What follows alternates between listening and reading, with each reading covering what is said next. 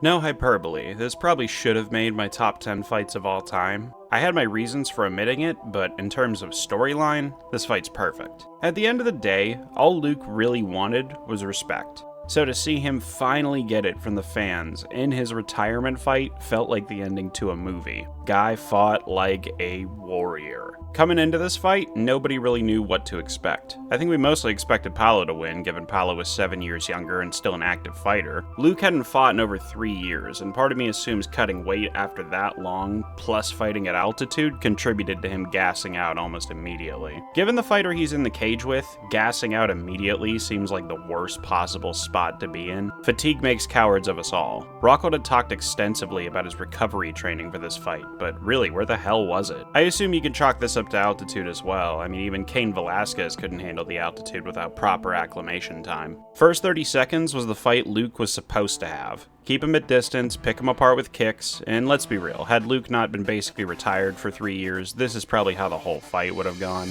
Paulo's game plan was pretty simple. If I can hit him, I can hurt him. Standing, ground and pound, doesn't matter, just keep inflicting damage. Models don't like getting hit, kind of shit. Rockhold exploded, he's gonna sneak out the back door. Nicely done by Rockhold now!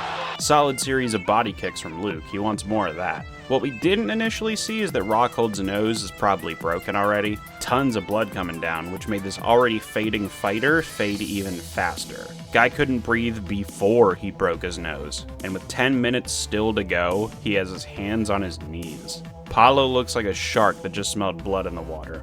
You start to wonder how bad this might actually get. Luke came out guns blazing for round 2. He knew he was tired. This is him likely emptying the tank looking for the finish before Costa's momentum finally took over the fight. I know it doesn't matter given the result, but really, prime Luke would have done Costa so dirty. The guy's exhausted and still winning the striking exchanges a significant amount of the time. Like really, am I crazy or was this fight a lot closer than 30-27 would indicate? Like Luke's body language isn't good, but body language isn't a scoring criteria. Rockhold talked a lot about recovery in his training, but it really is failing him right now. Luke's the only guy I've ever seen do this unironically while being about 6 inches away from his opponent. Uh-oh! And then possibly the luckiest cup check in UFC history. Luke could have used a full 5 minutes to rest, and I'm honestly shocked he didn't take all 5. But hey, that shows you that there's no quit in Rockhold on this night. I'm warning you both of you guys. Keep it clean, you understand? Fingers, low blows, not having that. Let's go, fight!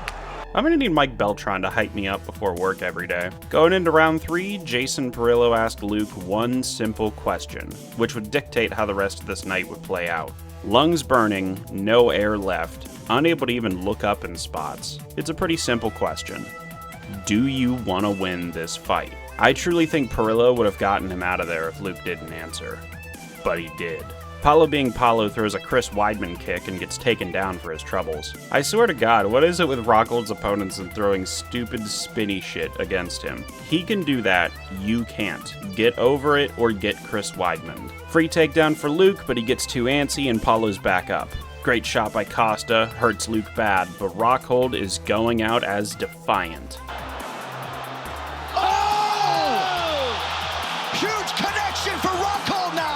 Looked like Rockhold said F you twice before landing that shot. The most iconic punch of Rockhold's career.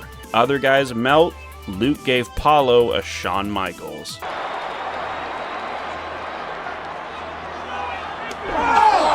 Most iconic punch of Rockhold's career, followed up by probably the worst takedown of his career. What did I say about fatigue earlier? And one more moment to end it out. I was unaware that Luke Rockhold was a vampire. Wow. Luke Rockhold and Paulo Costa go the distance. What a fight. Luke knew it was time. He was essentially already retired the last 3 years. Paulo would win 30-27 across the board, but like I said earlier, sometimes there's just more to it than the win.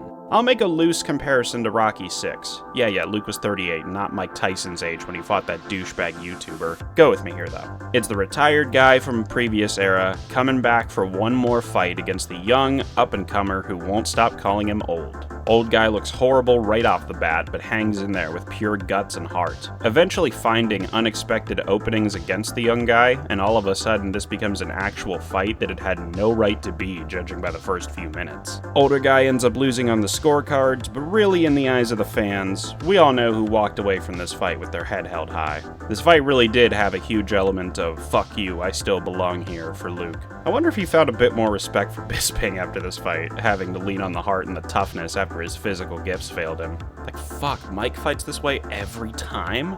It's the perfect ending to an epic Hall of Fame career. Just don't think about his BKFC fight.